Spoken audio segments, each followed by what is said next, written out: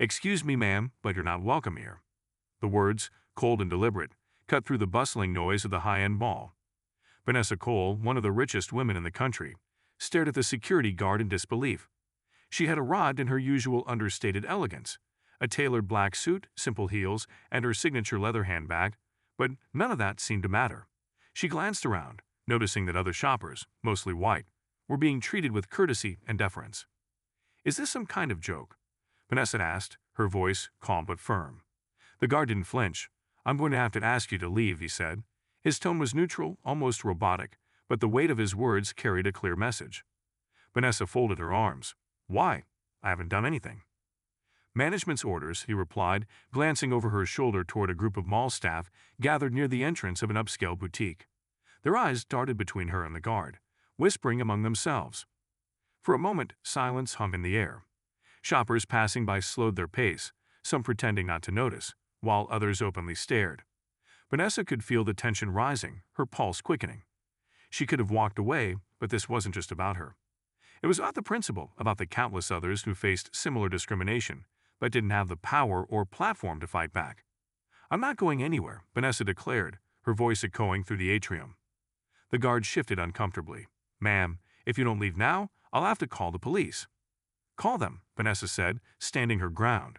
"Let's see how this plays out." A murmur spread through the crowd as people began pulling out their phones to record the confrontation. The tension was palpable, the kind that made every second feel like an hour. Just as the guard reached for his radio, a figure emerged from the group of staff, an older man in a sharp suit, clearly someone in charge. "Is there a problem here?" he asked, his voice laced with feigned politeness. Vanessa didn't hesitate. "Apparently I'm not welcome in your mall. Care to explain why?" The man hesitated, his eyes flickering between Vanessa and the growing crowd. Then, with a forced smile, he said, "We have certain policies in place to ensure the comfort and safety of all our patrons." "And I'm a threat to their comfort and safety." Vanessa shot back, her tone razor sharp. The man's smile faltered. "We reserve the right to deny service to anyone." Vanessa raised an eyebrow. "Interesting, because I happen to own shares in several of the stores here. So technically, you're denying service to one of your stakeholders." The man's face turned a shade paler, but he quickly recovered. "Be that as it may, we have to uphold our standards." Before Vanessa could respond, a voice from the crowd called out, "This is ridiculous. Let her shop." Another person chimed in, "Yeah, this is discrimination." The murmur of agreement grew louder, and for a moment, it seemed like the tide was turning. But then the man in the suit gestured toward the security guard, who nodded and spoke into his radio.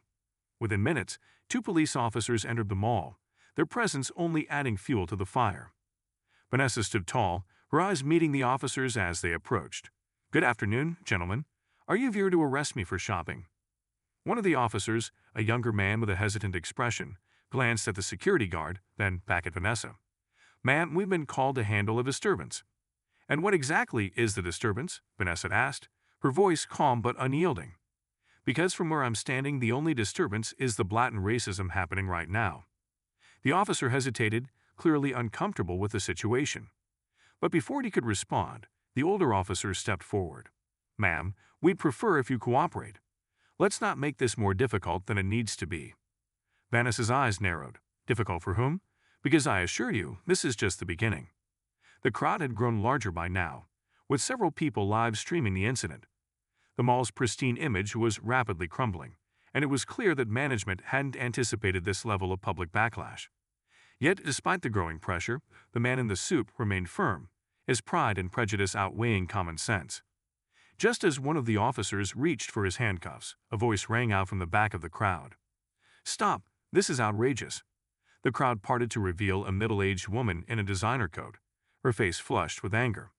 She marched toward Vanessa and the officers, holding up her phone. "I've been recording this entire thing. You're all going to be on the evening news." The officers exchanged uneasy glances, clearly reconsidering their next move. But the man in the suit wasn't backing down. "Ma'am, this is private property. We have every right to." "You'll have every right to face a lawsuit," the woman interrupted, her tone sharp. "Do you have any idea who this is?" Vanessa Cole is one of the most influential business leaders in the country. Denying her entry isn't just unethical, it's a PR nightmare. The man in the suit faltered, his confidence wavering for the first time. Vanessa, sensing an opportunity, stepped forward. "This isn't just about me," she said, addressing the crowd. "It's about every person who's ever been judged by the color of their skin instead of their character. And I'm not going to let it slide." The tension reached its peak as the man in the suit struggled to maintain control. But before he could respond, a sudden commotion erupted at the other end of the mall. Shouts and screams echoed through the air, drawing everyone's attention. Vanessa turned toward the noise, her heart pounding. "What's happening?" she asked, but no one seemed to have an answer. The once orderly mall had descended into chaos, and in that moment, it became clear that this was only the beginning of a much larger battle. The noise grew louder, punctuated by the sound of running footsteps. People scattered in every direction, some clutching their bags, others shielding their children. Vanessa stood her ground, her eyes scanning the chaotic scene for answers. From the far end of the mall, a group of teens burst into view, yelling and knocking over displays as they ran. It wasn't immediately clear if they were fleeing from something or causing the commotion themselves. One of the officers, momentarily distracted from the standoff, spoke into his radio. "We got a 10 to 33, requesting backup." Vanessa glanced at the man in the suit, whose smug demeanor had been replaced with thinly veiled panic. His carefully curated world was unraveling faster than he could control.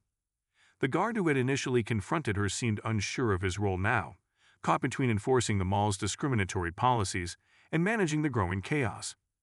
"Maybe you should worry about the actual disturbance instead of harassing me," Vanessa said, her voice cutting through the confusion. The older officer hesitated, then turned to his partner. "Stay with her," he instructed, before heading off toward the source of the commotion. Vanessa sighed, folding her arms. The younger officer, clearly uncomfortable, avoided eye contact. He looked barely out of the academy, and Vanessa wondered if he had anticipated anything like this when he'd started his shift. "Looks like you're stuck with me," Vanessa said dryly, watching as the officer shifted awkwardly.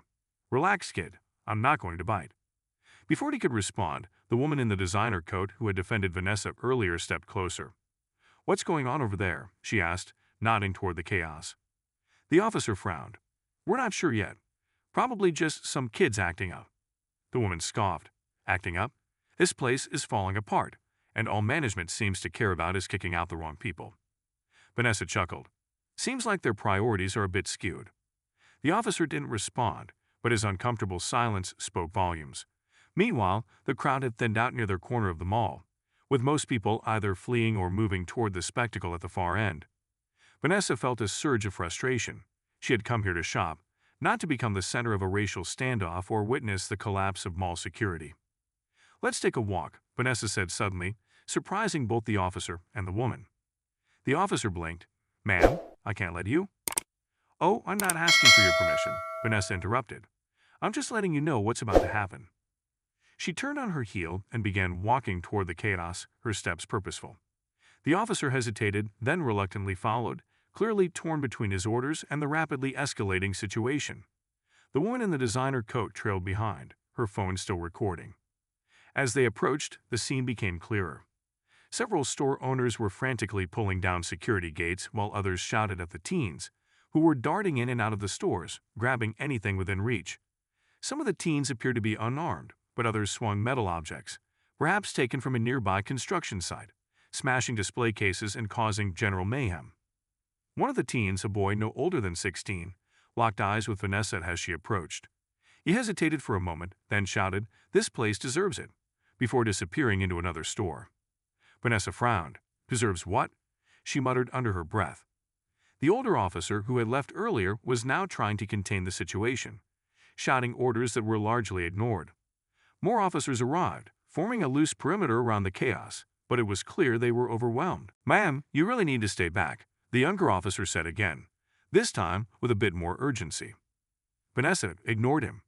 Instead, she focused on the faces of the teens, most of whom appeared to be Black or Latino. It didn't take a genius to piece together the broader picture. They weren't just here to cause trouble. They were sending a message.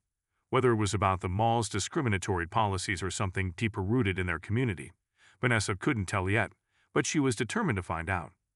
She stopped a few feet from the older officer, who was now attempting to talk down one of the more aggressive teens, a tall boy wielding what looked like a crowbar. The teen's face was a mix of anger and fear, his eyes darting nervously as the officer inched closer. "Put the weapon down, son," the officer said firmly, his hand resting on his holstered gun. "Nobody needs to get hurt." Vanessa's pulse quickened. She could see where this was headed and knew it wouldn't end well. Without thinking, she stepped forward, drawing the attention of both the officer and the teen. "Hey," she called out, her voice steady but loud enough to cut through the noise. "What's your name?" The teen hesitated, his grip on the crowbar tightening. "What?" he snapped, clearly caught off guard. "I said, what's your name?" Vanessa repeated, her tone softer now. The officer shot her a warning glance. "Ma'am, stay out of this." Vanessa ignored him, keeping her eyes on the teen. "Look, I'm not here to stop you. I just want to talk." The teen glanced around, clearly unsure of how to respond. The crowd had grown quieter, all eyes on the tense standoff. Finally, he muttered, "Derek." "Okay, Derek," Vanessa said, her voice calm. "What's going on here? Why are you doing this?"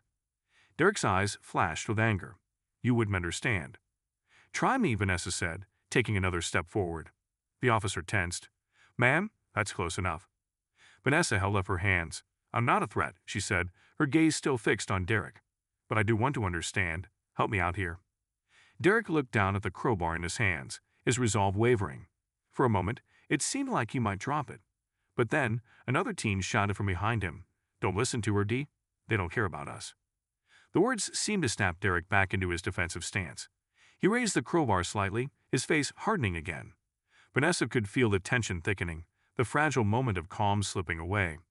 Just then, a loud bang echoed through the mall, sending everyone ducking for cover. For a heart-stopping moment, Vanessa thought a gun had gone off. But as she glanced around, she realized the sound had come from a heavy metal gate slamming shut, trapping several teens inside one of the stores. The chaos resumed instantly, with shouts and screams filling the air. Vanessa crouched low, her heart racing, as she tried to make sense of the sudden shift. The officer nearest her was shouting into his radio again, calling for additional units. In the midst of the renewed pandemonium, Vanessa saw Derek drop the crowbar and take off running, disappearing into the crowd. She made a mental note of his face, determined to find him later. But before she could process her next move, another voice shouted from nearby, "She's been hit." Vanessa whipped her head around, her stomach dropping as she saw a young woman lying on the ground, clutching her leg. Blood pooled beneath her, and the look of pain on her face was unmistakable. The officer rushed toward the injured woman, while Vanessa stayed rooted in place, her mind racing. The situation had escalated beyond anything she could have anticipated, and the stakes were now higher than ever. As the chaos continued to unfold, one thought burned in Vanessa's mind: this isn't over. Not by a long shot. The mall was in full lockdown. Security gates clanged shut around store entrances, and the overhead lights dimmed, casting eerie shadows across the chaotic scene. Vanessa watched as paramedics rushed in to tend to the injured young woman on the floor, whose leg was bleeding from a deep gash. The officer who had stayed with Vanessa was now directing the crowd away from the area, urging them to clear space for the medics. But Vanessa wasn't about to leave. She felt a strange pull, a sense of responsibility to stay and understand why everything had spiraled out of control. She took a deep breath, letting her gaze sweep over the faces in the crowd. Some were horrified, others angry, and a few looked downright defiant, as if they were waiting for their own moment to resist.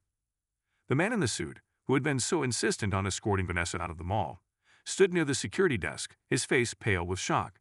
He was on his phone, likely talking to the mall's corporate offices, trying to figure out how to contain the nightmare unfolding on his watch. Vanessa couldn't help but feel a twinge of satisfaction seeing him so visibly rattled. This was the mess he and his policies had helped create, and now he was powerless to control it. She walked slowly toward the center of the atrium, where the injured young woman was being lifted onto a stretcher. The woman winced in pain as the paramedics gently wrapped her leg. Vanessa could see the fear in her eyes and knew it went beyond the physical pain. It was the kind of fear born from feeling vulnerable and overlooked, a fear Vanessa understood all too well. "Excuse me," Vanessa said softly, stepping up to one of the paramedics. "Is she going to be okay?" The paramedic nodded. "She's stable, just a deep cut, but we'll need to get her to the hospital to make sure there's no nerve damage." Vanessa exhaled in relief, but the sense of urgency still pressed on her. She needed to find Derek, the teen she had spoken to before everything fell apart. He seemed like he was in charge of the group, or at least one of the main voices among them. If she could talk to him, maybe she could understand what had sparked this entire incident. Leaving the paramedics to their work, Vanessa scanned the mall's main corridor, looking for any sign of the group that had started the uproar. She didn't have to search long. At the far end of the atrium, near a side exit, she spotted a group of teens huddled together, their faces a mix of anger and anxiety. And there, in the center of the group, was Derek. Vanessa began walking toward them, her steps measured but purposeful. As she got closer, one of the teens spotted her and nudged Derek, who turned to see her approaching. He tensed, his body language defensive. "Derek," Vanessa called out, stopping a few feet away. "I'm not here to stop you. I just want to talk." The teens exchanged wary glances, and Derek crossed his arms. "What do you want?" he asked, his voice low. Vanessa took a slow breath. "I want to know what this is really about. I don't think you came here just to cause trouble. Something pushed you to this point." Derek hesitated, his eyes flickering with a mixture of distrust and frustration. "You wouldn't get it," he muttered. "You don't know what it's like." "Try me," Vanessa replied. "I know what it feels like to be judged, to be denied, to be treated like you don't belong. I've been through it myself." Derek scoffed. "Yeah, right. You're some rich lady? You don't get what it's like for us." Vanessa didn't back down. "Maybe I'm rich now, but I didn't grow up that way. I know how hard life can be when people write you off because of your skin color. That's what happened to me here today, Derek. They tried to kick me out of this mall for no reason other than prejudice." Derek's stance softened slightly, his gaze lowering to the floor. The other teens were watching closely, clearly listening to every word. "Look, I get it," Vanessa continued. "I'm not trying to say I understand your life or your experiences. But I do know what it's like to be angry and to want change. If you don't tell people why you're angry, how are they supposed to understand?" Derek shifted uncomfortably, glancing at his friends. After a long pause, he finally spoke. "We came here because they don't want us here. It's the same thing every time. Security follows us. Store owners treat us like criminals. We're just trying to exist, and they act like we're doing something wrong." Another teen spoke up, her voice barely more than a whisper. "We're tired of it. They see us, and they assume the worst." Vanessa nodded, understanding their frustration. "So you wanted to show them that you're not going to take it anymore." Derek clenched his fists. "Exactly. They needed a reminder that we're here too, that we're not invisible." Vanessa sighed, her heart heavy. She could see where they were coming from, but she also knew that this act of rebellion would likely backfire. The mall would tighten its policies, and security would become even more vigilant, making it harder for kids like Derek and his friends to feel welcome. She wanted to help them, but she needed to find a way to do it that wouldn't just lead to more exclusion and anger. "Look, Derek," she said gently, "what happened here today? It's going to make things harder for you. The mall management will probably use this as an excuse to crack down even more." Derek's expression darkened. "So what are we supposed to do? Just keep quiet and let them treat us like we don't belong?" "No," Vanessa replied. "But there's more than one way to make a statement. You have a voice, Derek, and people are listening now. I can help you if you're willing to work with me." The group of teens exchanged uncertain glances, clearly skeptical. Derek tilted his head, eyeing her cautiously. "Why would you help us?" "Because I believe in what you're fighting for," Vanessa said simply. "And I know people who can make a difference. If we can bring attention to this issue in the right way, we might actually be able to change things, not just for you, but for everyone who feels the same." Derek looked away, clearly grappling with his emotions. Finally, he looked back at her. "And what if it doesn't work? What if they just ignore us like they always do?" "Then we keep fighting," Vanessa replied. "But this time, we do it smart. We have people on our side.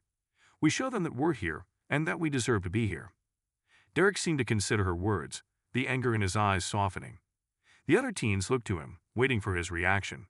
Finally, he nodded, a faint glimmer of hope in his gaze. "Fine," he said, his voice barely audible. "We'll try it your way." Just as Vanessa felt a sense of relief wash over her, a voice shouted from across the atrium. "There they are." Vanessa turned to see the man in the suit marching toward them, flanked by several more security guards. His face was flushed with anger, his expression cold and unforgiving. "These kids caused thousands of dollars in damages," he spat, pointing at Derek and his friends. "They're going to be held accountable for this." The guards moved forward, their hands reaching for their radios and handcuffs. Derek's eyes widened, panic flashing across his face as he took a step back. His friends followed suit, clearly ready to bolt at the first chance. Vanessa held up her hand, stepping between the guards and the teens. "Stop," she said firmly. "They're with me. I'll take responsibility for them." The man in the suit sneered. "You can't possibly think you're going to protect them after everything they've done." Vanessa met his gaze, unflinching. I don't just think it. I know it. These kids are here because they were mistreated, and if you're so concerned about accountability, maybe it's time this mall looked in the mirror. The man's face twisted with indignation. You have no authority here. Vanessa raised an eyebrow. Actually, I do. I'm a major investor in this mall, and I can make things very difficult for you if you continue to harass these kids, so I suggest you back off. For a moment, the man seemed speechless, caught off guard by her defiance. The guards shifted uncomfortably, clearly unsure of how to proceed. But the man in the suit wasn't backing down. His gaze hardened, his lips curling into a smirk. Fine, he said coldly, but don't think this is over. I'll be reporting this to corporate, and we'll see how long you keep your stake in this mall. Vanessa didn't flinch. Do what you need to do. But if you think I'm walking away, you're sorely mistaken. The man shot her a final glare before storming off, leaving the guards to disperse awkwardly. Vanessa turned back to Derek and his friends, who were staring at her with a mixture of awe and disbelief. Why did you do that? Derek asked, his voice barely above a whisper. Because someone needs to stand up for you, Vanessa said. And because this fight isn't just yours, it's ours. The tension in the air lingered even as the guards retreated. Derek and his friends stood in stunned silence, their defiance tempered by the weight of what had just happened. The mall's atrium, though quieter now, still bore the signs of chaos. Overturned displays, shattered glass, and the faint hum of nervous whispers from those who remained. Vanessa took a steadying breath, knowing the battle was far from over. She turned to Derek. Let's get out of here. We need to talk somewhere safe. Derek hesitated, glancing at his friends. They exchanged wary looks but ultimately nodded in agreement. Vanessa led them toward a side exit, the younger officer trailing behind, clearly unsure of his role now. I can't let you all leave without reporting this, the officer said, his voice tinged with reluctance. Vanessa stopped and faced him. Officer, you saw what happened here. These kids aren't criminals. They're frustrated and unheard. I'm taking responsibility for them. If there's an issue, you can deal with me. The officer opened his mouth as if to protest, but then he sighed, running a hand through his hair. Just make sure they stay out of trouble, he muttered before turning back toward the atrium. Vanessa nodded and continued toward the exit, pushing open the heavy metal door. The group stepped out into the crisp afternoon air, the sounds of the city a stark contrast to the tension inside the mall. They'd walked in silence for a few blocks until they reached a small park with empty benches and a quiet, secluded feel. Vanessa sat down, gesturing for the teens to join her. They hesitated but eventually settled on the surrounding benches, their eyes still flickering with unease. Derek sat across from her, his arms crossed defensively. Okay, Vanessa began, her voice calm but firm. Now that we're out of there, let's talk. I need to know everything. What's been happening in this mall? Why today? Derek leaned back, his gaze shifting to the ground. It's not just today, he said after a long pause. It's every day. We go there to hang out, to shop, but they act like we're walking trouble. Security tails us, store clerks watch us like hawks, and sometimes they won't even let us in certain places. One of the other teens, a girl with braided hair and a fierce expression, chimed in. Last week, they accused my brother of stealing just because he touched a pair of sneakers. They called the cops, and he wasn't even doing anything. Another boy added, they say it's about safety, but it's really about us being black and not fitting into their image. They don't want people like us there. Vanessa listened intently, her heart heavy with the familiar sting of injustice. She had faced similar challenges growing up, but hearing it from these young voices brought a fresh wave of anger and determination. And today? She pressed. What made you decide to take a stand now? Derek shrugged, though his clenched fists betrayed his frustration. We got sick of it. We knew they'd try to kick us out again, so we decided if they were gonna treat us like criminals, we might as well show them we're not afraid. The braided-haired girl nodded. We wanted them to see that they can't just push us around. We wanted them to feel what it's like to be powerless. Vanessa sighed, understanding their motives but also recognizing the dangers of their approach. I get it, she said. But what happened today could have ended a lot worse. People were hurt, and now the mall has an excuse to crack down even harder. We need to be smarter about how we fight back. Derek's eyes narrowed. So what? You're saying we should just let them walk all over us? No, Vanessa replied firmly. I'm saying we need to hit them where it hurts. Their reputation, their profits, their policies. If we're going to make change, we need to do it in a way that they can't ignore, but also can't twist against us. The group fell silent, each of them processing her words. Finally, Derek spoke. How do we do that? Vanessa leaned forward, her mind already racing with ideas. First, we gather evidence. Every time they discriminate against you or anyone else, we document it, videos, photos, witness statements. Then we take that evidence to the public, the media, and if necessary, the courts. We expose their practices for what they are. The braided hair girl's eyes lit up. Like protest, but online? Exactly, Vanessa said. We can organize peaceful demonstrations too, but the key is to stay focused and united. They're expecting you to lash out. They're not expecting you to outsmart them. Derek leaned forward, a spark of determination in his eyes. You really think we can do this? I know we can, Vanessa said with conviction. But it's going to take time, patience, and strategy. Are you all in? The group exchanged glances, a silent consensus passing between them. One by one, they nodded. We're in, Derek said, his voice steady. Vanessa smiled, feeling the weight of their trust. Good. Let's start by spreading the word. We'll get more people involved, people who've experienced the same treatment. The more voices we have, the louder we'll be. As they began brainstorming ideas and sharing stories, Vanessa felt a renewed sense of purpose. She had spent years building her empire, but this was personal. It was about more than money or status. It was about dignity, justice, and leaving a better world for those who came after her. Just as the conversation began to flow, Vanessa's phone buzzed in her pocket. She pulled it out and saw an incoming call from an unknown number. Normally, she'd ignore it, but something told her this was important. Excuse me for a moment, she said, stepping away from the group to answer the call. Vanessa Cole speaking. A deep, authoritative voice responded on the other end. Miss Cole, this is Detective Ryan Davis with the city's Major Crimes Unit. I'm calling regarding the incident at the mall today. Vanessa's grip on the phone tightened. What about it, Detective? We've received reports of a more serious issue tied to the group of individuals you were seen with. I need you to come down to the station for questioning. Vanessa's heart sank, though she kept her voice steady. What kind of issue? The detective paused, his tone grave. We have reason to believe one of those individuals may have been involved in a separate incident, an armed robbery that occurred just a few blocks from the mall. Vanessa's mind raced, her thoughts immediately jumping to Derek and his friends. Detective, I can assure you they were with me the whole time. Be that as it may, the detective said, we need to confirm their whereabouts and clear this up. It's best if you come in voluntarily. Vanessa glanced back at the group, who were still deep in conversation. She knew this could derail everything they had just set in motion. I'll be there, she said, her voice firm. But let me be clear, Detective. These kids are not criminals, and I'll do whatever it takes to prove it. She ended the call and walked back to the group, her resolve hardened. They'd just taken the first step in their fight for justice, but now a new storm was brewing, and Vanessa was ready to face it head-on. We've got a problem, she said, her voice low but urgent. But we're not backing down. The group's chatter ceased immediately. Vanessa's words hung in the air like a storm cloud. Derek leaned forward, his expression a mix of confusion and concern. What kind of problem? He asked cautiously. Vanessa hesitated for a moment, weighing how much to reveal.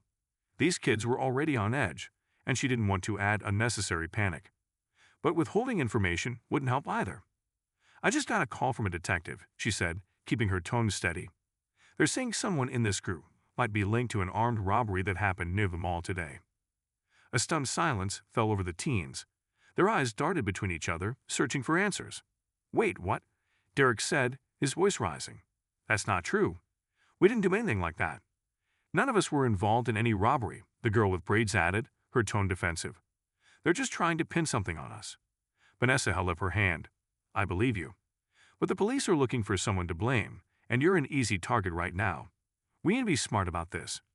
One of the younger boys, who had been quiet up until now, suddenly spoke. What if they arrest us? They won't believe anything we say. They won't, Vanessa said firmly. Not if we handle this the right way. Derek clenched his jaw, his fist tightening. This is exactly what I was talking about. They don't care about the truth. They just see us as criminals. Vanessa nodded, her heart heavy with the weight of their shared frustration. That's why we're going to fight back, Derek. But first, we need to deal with this. The detective wants me to come in for questioning, and I'll make sure they know you were with me the entire time. You're really going to do that? Derek asked, his voice softer now. Yes, Vanessa replied without hesitation. But I need you all to stay calm and stick together. We're in this as a team." The group exchanged uncertain glances, but eventually nodded. Vanessa could see the trust in their eyes growing, even if it was fragile. "I'll head to the station now," Vanessa said.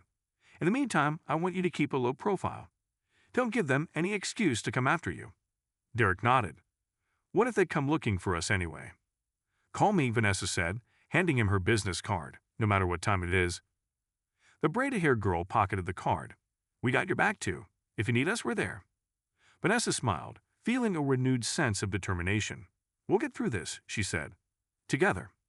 Vanessa arrived at the police station an hour later, her confidence unwavering as she walked through the heavy double doors. The lobby was a stark contrast to the chaos of the mall, cold, sterile, and buzzing with quiet tension. Officers moved briskly, their faces etched with focus. She approached the front desk, where a middle-aged officer was typing away on a computer. "I'm here to see Detective Ryan Davis," she said. The officer glanced up, his eyes briefly widening in recognition. "Name?" "Vanessa Cole." He nodded and picked up a phone, speaking quietly before hanging up. "We'll be right out. Have a seat." Vanessa didn't bother sitting. She stood near the wall, her posture straight and commanding. Moments later, a tall man in a gray suit emerged from a side hallway. His sharp features and piercing eyes gave him an air of authority. "Miss Cole," he said, extending a hand. "Detective Davis. Thank you for coming in." Vanessa shook his hand firmly. "Let's get to it." The detective led her into a small, windowless interrogation room with a single table and 2 chairs. Vanessa sat down, folding her hands neatly on the table, while Davis settled across from her. "I appreciate you coming in voluntarily," he began, his tone professional. "We're trying to piece together what happened today, and your cooperation will help." "I'm here to clear up any misunderstandings," Vanessa said. "Let's start with what you think you know." Davis leaned forward slightly. "We received a report of an armed robbery at a convenience store about 3 blocks from the mall. Witnesses described a group of young individuals fleeing the scene, and some of them matched the description of the teens you were with." Vanessa's expression remained neutral. "That's a coincidence. Those teens were with me at the mall the entire time. There's no way they were involved." Davis nodded slowly, as if considering her words. "You're certain?" "Absolutely," Vanessa said. "From the moment I arrived, they were in the mall. I was with them before the incident escalated, and they stayed with me until we left together."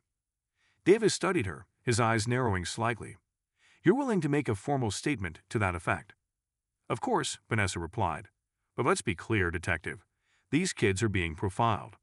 You've already seen how they're treated at that mall. Don't let the same bias cloud your investigation." Davis sat back, his expression unreadable. "Bias or not, I have a job to do. We're looking at all angles." "Then I suggest you look elsewhere," Vanessa said firmly, "because you won't find what you're looking for with them." For a long moment, the room was silent. Davis tapped a pen against his notepad, his eyes never leaving Vanessa's. "I'll take your statement," he said finally, "and we'll follow up on other leads. But if anything changes, I'll be in touch." "Fair enough," Vanessa replied, "but I expect this to be resolved quickly. Those kids don't deserve to have this hanging over their heads." Davis nodded and stood, opening the door. "You can give your statement to Officer Moreno at the front desk. Thank you for your time." Vanessa rose, her head held high. "I'll be watching, Detective." She left the room and made her way to the front desk, where she provided a detailed statement. Once finished, she stepped out into the evening air, the city lights casting a warm glow over the streets.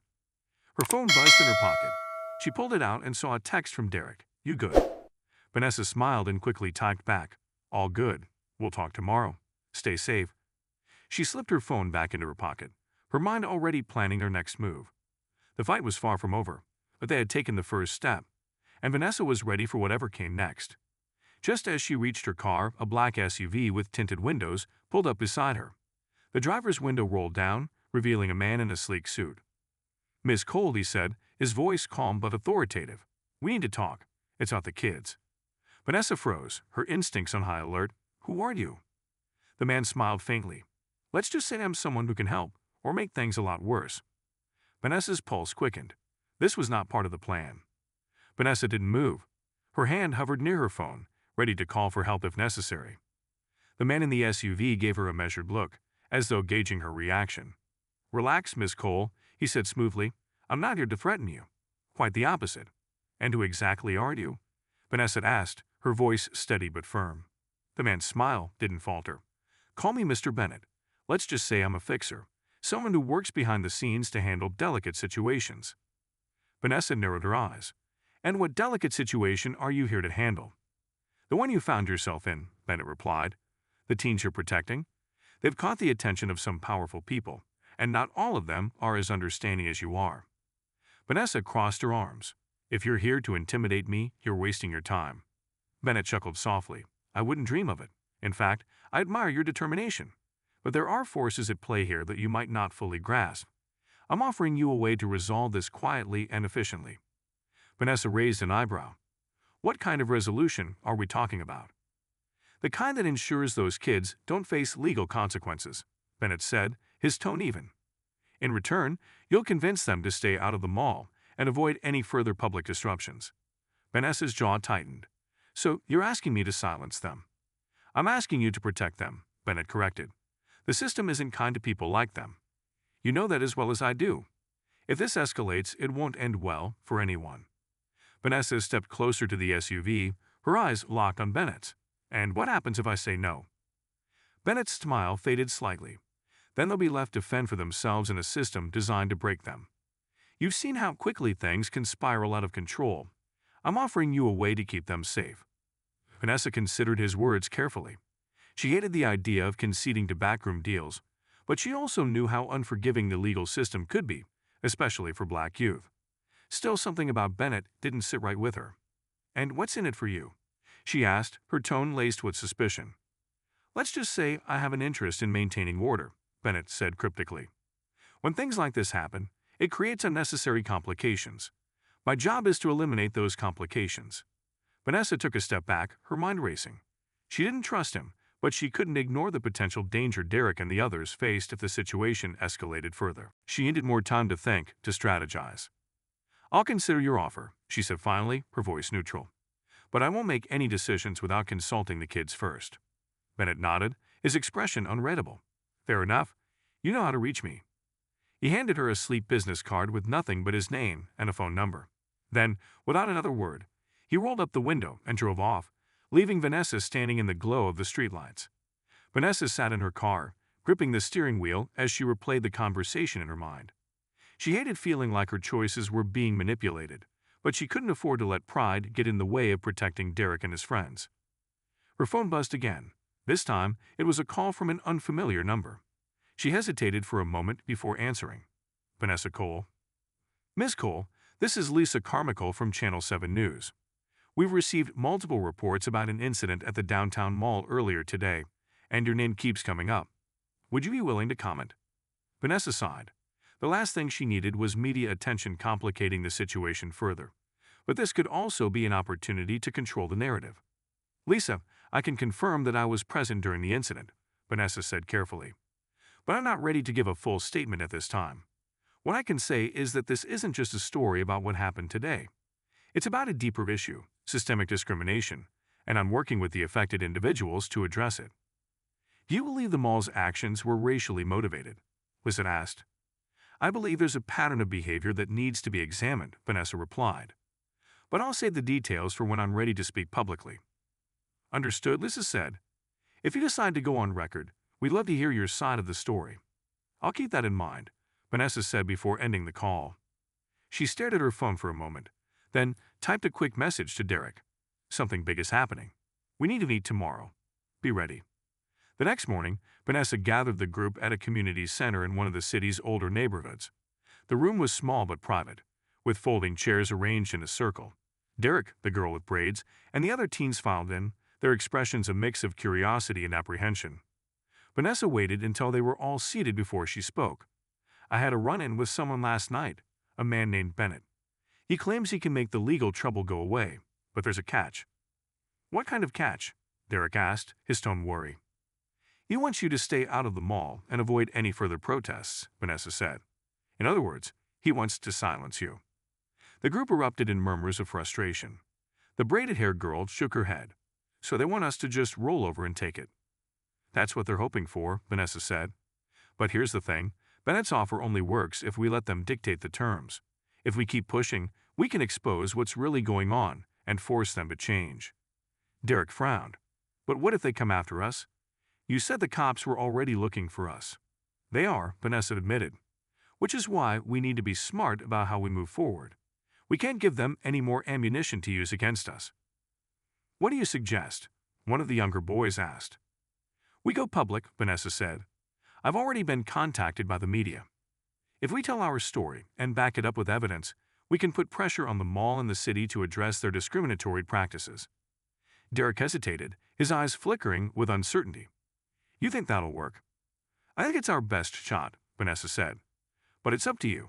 This is your fight, and I'm here to support you in whatever way you decide. The group fell silent, each of them deep in thought. Finally, Derek spoke.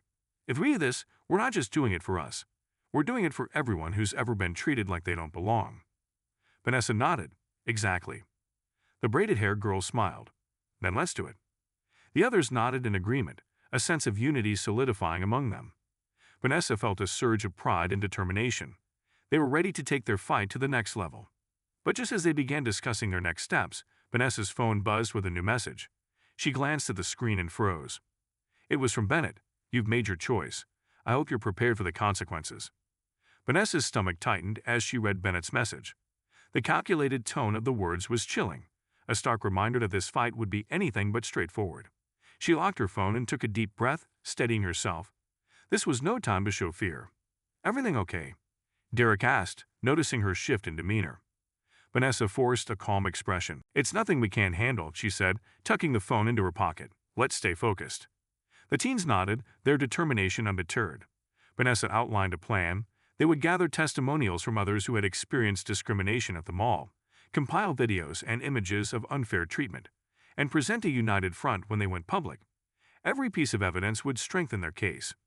By the time the meeting ended, the group was energized and ready to take action. Vanessa watched them leave, one by one, feeling a sense of hope despite the ominous warning for Bennett. She had faced powerful adversaries before, and she wasn't about to back down now. Later that evening, Vanessa sat in her home office, reviewing notes from the day's meeting. The city's skyline twinkled through the large windows, but her mind was elsewhere. She couldn't shake the feeling that Bennett's message was more than an idle threat. Her thoughts were interrupted by a knock at the door. She stood, smoothing her blouse, and opened it to find an unexpected visitor, Detective Ryan Davis. Detective, Vanessa said, her voice guarded. To what do I owe the pleasure? Davis offered a thin smile. I hope I'm not intruding. I just had a few follow-up questions about the incident at the mall. Vanessa stepped aside, gesturing for him to enter. Come in. Davis walked into the office, his eyes briefly scanning the room before he took a seat across from her desk. Vanessa sat down, folding her hands neatly on the table. What can I help you with, Detective? She asked. Davis pulled out a small notebook. We've been reviewing security footage from the mall, and something caught our attention. There was a moment where you seemed to intervene between the teens and mall security. Can you walk me through what happened there? Vanessa nodded, keeping her tone measured. I saw security escalating a situation unnecessarily. They were targeting those kids because of their race, plain and simple. I stepped in to prevent things from getting worse. Davis jotted down a note. And you're certain they didn't have any involvement in the robbery nearby? Absolutely, Vanessa said firmly. They were with me the entire time. Davis leaned back slightly, his expression thoughtful. You're sticking your neck out for them. That's not something we see often. Vanessa met his gaze, her voice unwavering. Because too often, people like them don't have anyone willing to stand up for them. I'm not going to let them be railroaded by a system that's already stacked against them. Davis nodded slowly, closing his notebook. Fair enough. I'll be honest with you, Miss Cole. There's pressure coming from above to close this case quickly. But I don't think these kids are our culprits. Vanessa's eyes narrowed. Pressure from who? Davis hesitated, then said, let's just say there are influential people who want this resolved quietly. They're not thrilled about the attention this case is getting. Vanessa immediately thought of Bennett. Influential people like Bennett. Davis's eyes flickered with recognition, but he kept his face neutral. You've been talking to Bennett. He approached me after I left the station, Vanessa said. He offered to make the charges disappear if I convinced the kids to back down. Davis sighed, his jaw tightening. Bennett's been involved in cases like this before. He operates in the gray areas, cleaning up messes for people with money and power. If he's involved, things could get messy. They already are, Vanessa said. but I'm not backing down. Davis stood, slipping his notebook back into his pocket. Just be careful. People like Bennett don't play fair. If you cross him, he'll make life difficult for you. Vanessa rose to her feet, her resolve unshaken. I've dealt with worse. Davis gave a slight nod. I'll do what I can to keep this investigation fair. But if you hear anything, or if Bennett contacts you again, let me know. Vanessa walked him to the door. Thanks, detective. I'll keep you in the loop. After Davis left, Vanessa locked the door and returned to her desk. She couldn't shake the feeling that the walls were closing in. Bennett's reach was clearly broader than she had anticipated, and now the stakes were higher than ever. Her phone buzzed, and she saw a message from Derek. We got some people who want to share their stories. Can we meet tomorrow? Vanessa smiled. The teens weren't backing down, and neither would she. She replied quickly, let's do it. We'll meet at the community center. As she set her phone down, the room suddenly went dark. The lights, the computer, even the hum of the fridge in the next room, all gone. A power outage. Vanessa walked to the window, looking out over the city. The neighboring buildings were still illuminated. Her building was the only one in darkness. A chill ran down her spine. She grabbed her phone and called the building's superintendent. After a few rings, he picked up, his voice groggy. Yeah. Frank, it's Vanessa. Did we lose power? No, everything's fine, he said. Why? My apartment just went dark. There was a pause. That's strange. Let me check the breaker room. Vanessa paced the room, her unease growing. A few minutes later, Frank called back. Miss Cole, someone's been tampering with the breakers. I found one of them shut off. Vanessa's heart pounded. Can you turn it back on? Already done, but I'd suggest keeping an eye out. This doesn't seem random. Vanessa thanked him and hung up, her mind racing. This wasn't a coincidence. Someone was sending a message. As the lights flickered back on, her phone buzzed with another text, this time from a different number. You're making this harder than it needs to be. Back off. Vanessa stared at the screen, her pulse quickening. Bennett's reach was broader than she'd thought, and now he was turning up the pressure. She quickly locked her phone, her resolve hardening. If they thought they could scare her into submission, they were dead wrong. Vanessa sat in her now brightly lit apartment, the tension in her chest refusing to ease. Whoever tampered with the breakers wanted her rattled, but all it did was stoke her resolve. She reached for her laptop, opening a secure document where she'd been compiling details about the mall incident, Bennett, and now this new form of intimidation. Time to up the ante, she thought. Vanessa drafted an email to Lisa Carmichael at Channel 7 News, attaching a few of the mall footage clips she'd received from witnesses. She included a brief summary of the systemic discrimination happening at the mall and hinted at a larger story involving intimidation tactics. She held off sending it for now. If the teens agreed, this could become a public spectacle, and Bennett's power play would backfire spectacularly.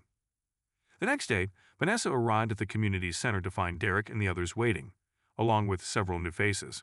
Some were parents, others were local business owners, and a few were just community members fed up with the mall's practices. The atmosphere was tense but hopeful. Vanessa smiled, greeting each person before addressing the group. Thank you all for coming. This isn't just about what happened at the mall. It's about making sure no one else has to face what we've been through. A man in his early 40s, wearing a worn jacket and a serious expression, raised his hand. Name's Greg. My son was one of the kids stopped and questioned at that mall last month. He wasn't doing anything wrong, but they wouldn't let him go until I got there. They didn't even have a real reason for stopping him. Vanessa nodded. Greg, I'm sorry that happened. Stories like yours are exactly why we need to speak out. A woman near the back, holding a young child, spoke up next.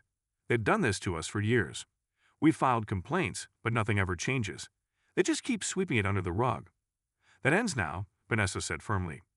We're going to expose their practices, and we're going to make it impossible for them to ignore us. Derek stood, his voice steady but impassioned. We got videos, witnesses, and now all of you. If we stick together, they can't silence us. The group murmured in agreement, the energy in the room shifting from frustration to determination.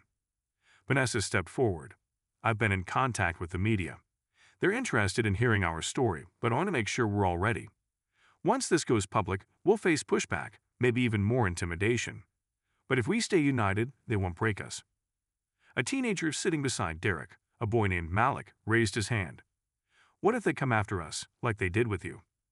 Vanessa's expression hardened. If they do, we'll be ready. I've already started building a legal team. We're not going into this without protection." The group exchanged glances, nodding in silent agreement. For the first time, many of them felt like they had a fighting chance. After the meeting, Vanessa pulled Derek aside. "There's something else you need to know," she said, her voice low. "Bennett won't back off easily. He's already trying to scare me, and I have a feeling he'll try again." Derek frowned. "What do you mean? What's he done?" "Last night, someone tampered with my apartment's power, and I've been getting messages warning you to drop this." Derek's eyes widened. "That's serious. Shouldn't we tell the cops?" "I've already spoken to Detective Davis," Vanessa said. "He's keeping an eye on things, but we need to stay alert. If anything feels off, you call me immediately." Derek nodded, his face set with determination. "Got it.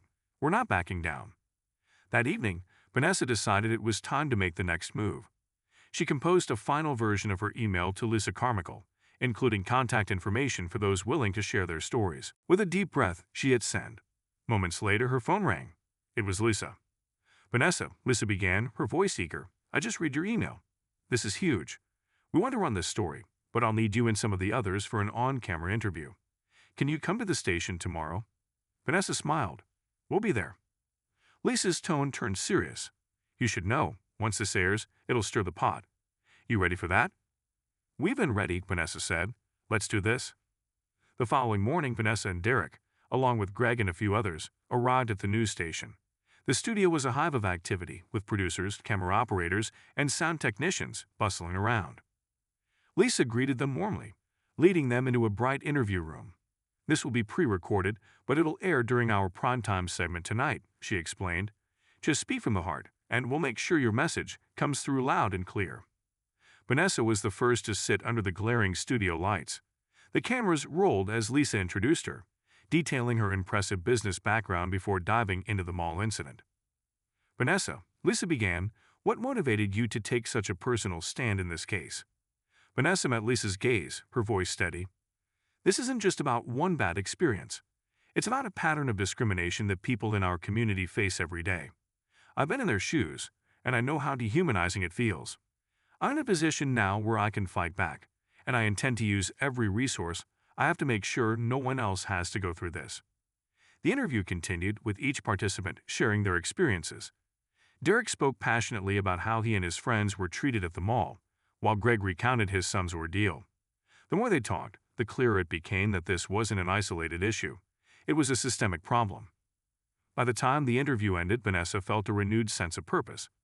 The news team promised to air the segment that evening, and Lisa assured them it would be framed to highlight the community's fight for justice. Later that night, Vanessa sat in her living room, watching as the segment aired. The interviews were powerful, each story weaving together to form a compelling narrative. Social media lit up almost immediately, with hashtags like #MallRacism and #JusticeForCommunity trending within the hour.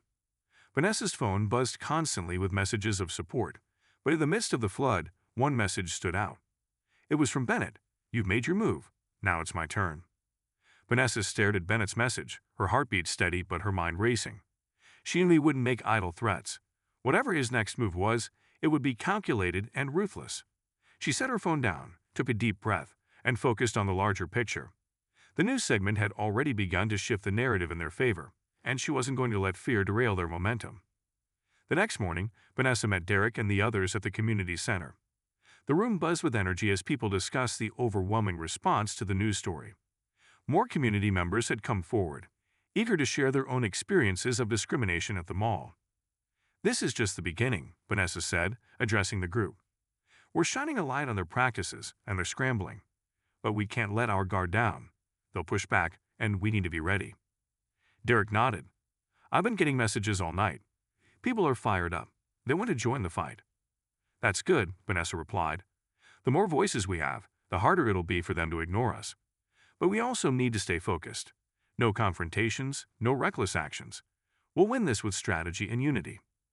As the group strategized their next steps, Vanessa's phone buzzed with a call from Detective Davis. "Vanessa," Davis said, his tone urgent. "I need to see you. Something's come up." "What is it?" Vanessa asked. "It's about Bennett," Davis said. "I can't discuss it over the phone. Meet me at the station as soon as you can." Vanessa agreed and ended the call. She turned to Derek and the others. "I need to step out.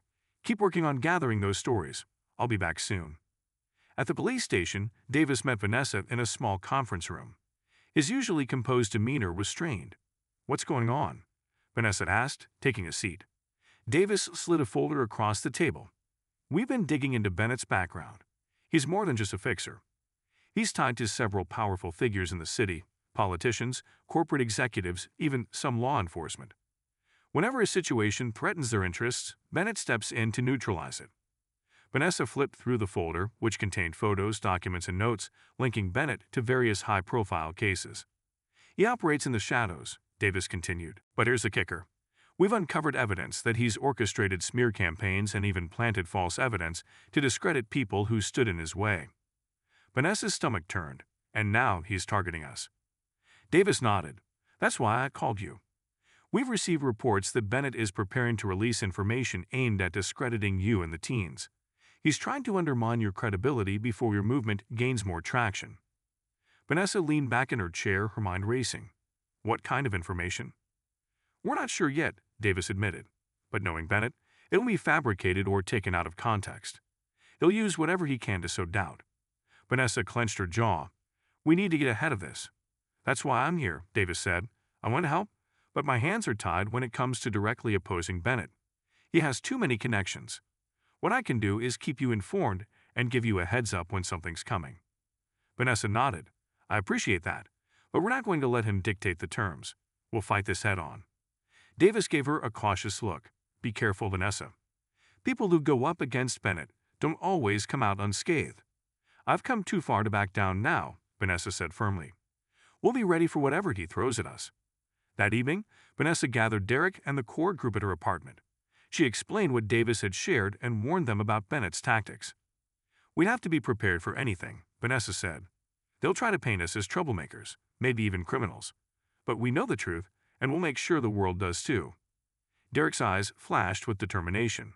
"They can try, but we're not going anywhere." Vanessa smiled.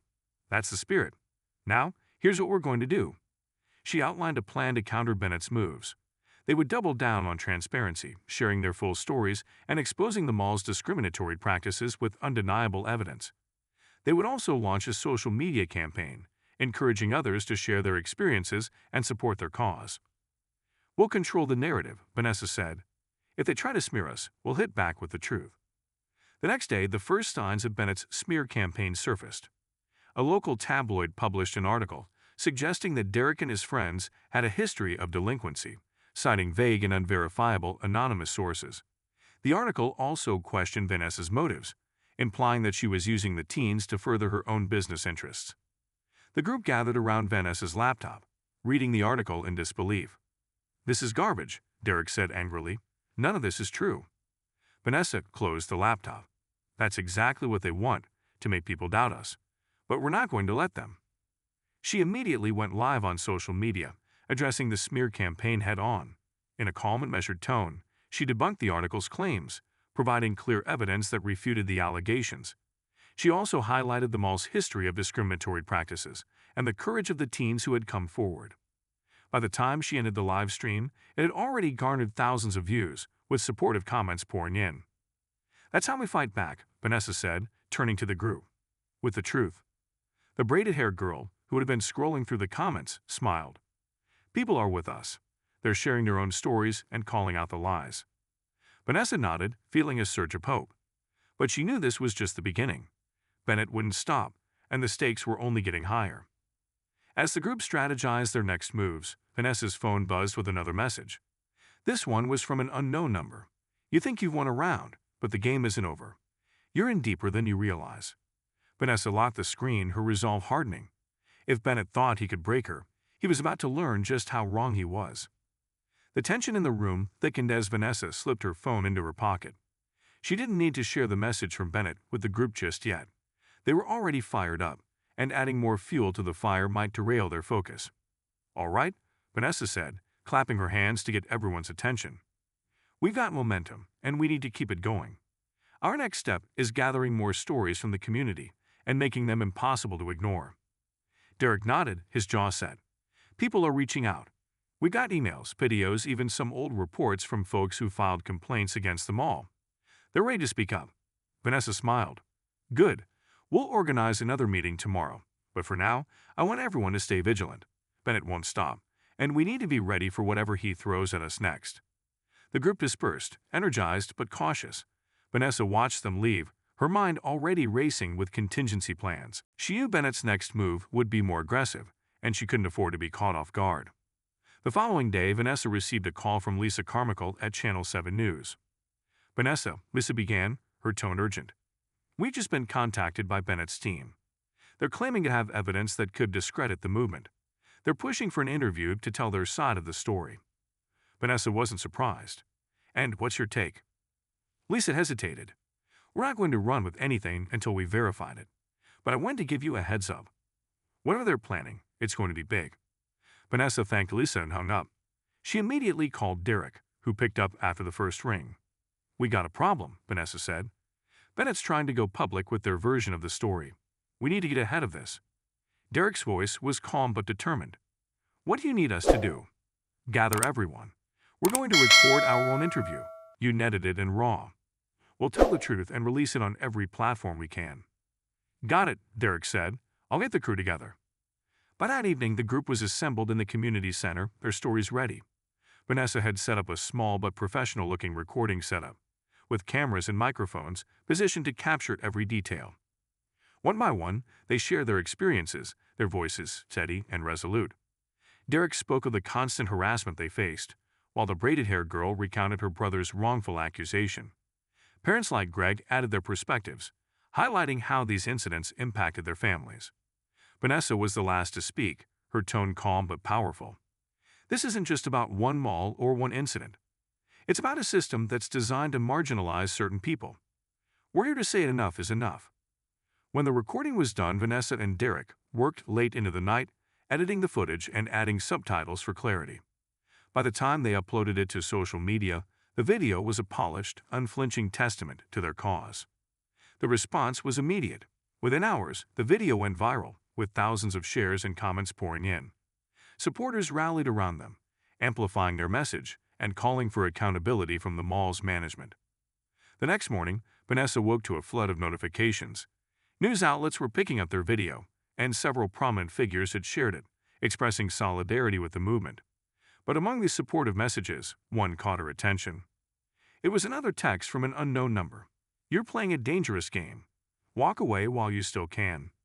Vanessa stared at the message, her resolve hardening. She typed a quick response. We're just getting started. As she set her phone down, another call came in, this time from Detective Davis. Vanessa, you need to know something, Davis said, his voice tense. Bennett's team just filed a defamation suit against you and the teens. They're claiming the video you released is damaging their reputation. Vanessa felt a wave of anger, but kept her voice steady. Let them. We've got the truth on our side. There's more, Davis continued. I've been hearing whispers about Bennett digging into your past. He's looking for anything he can use against you. Vanessa's pulse quickened. Let him dig. You won't find anything I'm ashamed of. Just be careful, Davis warned. He plays dirty, and he's got resources. Thanks for the warning, Detective, Vanessa said. But I've come too far to back down now. That afternoon, Vanessa met with her legal team, who assured her they were ready to handle the defamation suit. Meanwhile, Derek and the others continued to rally support, organizing peaceful protests outside the mall and collecting even more testimonials. But as the movement grew, so did the pushback. Anonymous threats increased, and one night, Vanessa returned home to find a brick thrown through her window. Attached was a note that read, "Back off, or next time it won't be just your window." Vanessa stared at the shattered glass, anger boiling inside her. She called the police, but she knew this was Bennett's way of escalating the pressure. He wanted her scared, silenced. Instead, it had the opposite effect. The next day, Vanessa held a press conference outside the mall, flanked by Derek, Greg, and other supporters. Cameras flashed as she addressed the crowd, her voice unwavering. Last night, someone tried to intimidate me into backing down, Vanessa began. They think threats and violence will scare us into silence, but they're wrong. We're here, we're united, and we won't stop until justice is served. The crowd erupted in applause and cheers, their solidarity unshaken. Vanessa felt a surge of strength, knowing that no matter what Bennett threw at them, they were ready to face it together. But as the press conference ended, Vanessa's phone buzzed with yet another message. This time, it wasn't a threat. It was a video. She opened it, her eyes narrowing as she watched. It was grainy security footage showing Derek and another teen near the convenience store where the robbery had taken place. The timestamp matched the time of the crime. A message followed. "Looks like your star witness isn't so innocent after all." Vanessa's heart dropped as she replayed the video. It showed Derek and another teen standing near the convenience store, their faces barely visible but unmistakable. The timestamp made it look like they were present when the robbery occurred. It was exactly the kind of ammunition Bennett needed to undermine their movement. Derek couldn't have done this, Vanessa told herself. She had been with him and the others at the mall the entire time. But she also knew how damning this footage would appear to those who didn't know the full story. Her phone buzzed again. This time, it was a call from Detective Davis. "Vanessa," Davis said without preamble, "we just received the same video. Bennett's people are claiming it proves Derek was involved in the robbery." Vanessa gripped the edge of her desk. "You don't believe that, do you?" Davis sighed. "I'm skeptical, but the footage raises questions. We'll need Derek to come in for questioning." Vanessa's mind raced. That footage could be doctored. "You know how Bennett operates." "It's possible," Davis agreed. "But until we can verify its authenticity, we have to treat it as evidence." Vanessa took a deep breath. "Derek didn't do this, and I'll prove it. But if you're going to question him, I want to be there." "I'll arrange it," Davis said. "But Vanessa, you need to be ready. This is going to get messy." That evening, Vanessa called Derek to her apartment. He'd arrived with the braided-haired girl, both of them looking tense but determined. "What's going on?" Derek asked as he stepped inside. Vanessa wasted no time. She showed them the video, watching as their eyes widened in shock. "This is fake," Derek exclaimed. "I wasn't anywhere near that store." "I know," Vanessa said calmly. "But they're using this to discredit you, and by extension, all of us." The braided-haired girl shook her head in disbelief. "They'll do anything to shut us down." Vanessa nodded. "We're going to fight this, but Derek, you'll need to go to the station for questioning. I'll be with you every step of the way." Derek hesitated, then nodded. "Okay, let's do it." The next morning, Vanessa and Derek arrived at the police station. Davis met them in the lobby, his expression serious but not unfriendly. "Let's get this over with," Davis said, leading them to an interrogation room. Inside, Derek sat across from Davis, while Vanessa stood by the door, her presence a quiet but powerful statement of support. Davis began the questioning, showing Derek the video and asking him to account for his whereabouts. "I was at the mall," Derek said firmly. "The whole time? You can check the security footage there." Davis nodded, making notes. "We're already pulling that footage, but the video from the convenience store shows you outside the building. How do you explain that?" "It's not me," Derek said. "Someone's trying to frame me." Davis leaned back in his chair. "You're saying the footage was manipulated?" "Yes," Vanessa interjected. "This is Bennett's work. He's trying to create doubt and weaken our case." Davis studied them both, then closed his notebook. "All right. We'll analyze the footage and compare it with the mall's security cameras. If there's any inconsistency, we'll find it." Later that day, Davis called Vanessa with an update. "We've reviewed the footage," he said, "and you were right. The video from the convenience store was doctored." Relief flooded through Vanessa. "So Derek's in the clear." "For now," Davis said. "But Bennett won't stop here. He'll keep coming." Vanessa's jaw tightened. "Let him. We'll be ready." That night, Vanessa called a meeting at the community center. She updated the group on what had happened, emphasizing the importance of staying vigilant. "Bennett tried to frame Derek," Vanessa said. "But we proved him wrong. This is the kind of fight we're in, one where they'll do anything to silence us." Derek stood, his voice steady. "They're scared because we're exposing the truth. We can't stop now." The group erupted in applause, their resolve stronger than ever. Vanessa felt a surge of pride, knowing they were ready for whatever came next. But as the meeting ended and people began to leave, Vanessa received another message. This time, it was a video of her own, a private moment from years ago, taken completely out of context. The accompanying message was clear: "Your turn." Vanessa's eyes locked onto the screen, her stomach twisting as she watched the grainy video. It showed her in a heated argument with a man in a boardroom. Her voice, sharp and commanding, was audible over the grainy audio. "If you don't clean this up, I will." Out of context, it looked damning. The man in the video was a former business partner who had been caught in a financial scandal. Vanessa had distanced herself from him, but Bennett clearly intended to spin this as something darker. The accompanying message read, What will the public think when they see this? Play smart, Vanessa. This is your last warning. Vanessa's grip tightened on her phone. Bennett had crossed a line.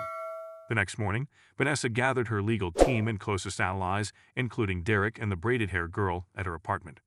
She played the video for them, watching as their expressions shifted from confusion to anger.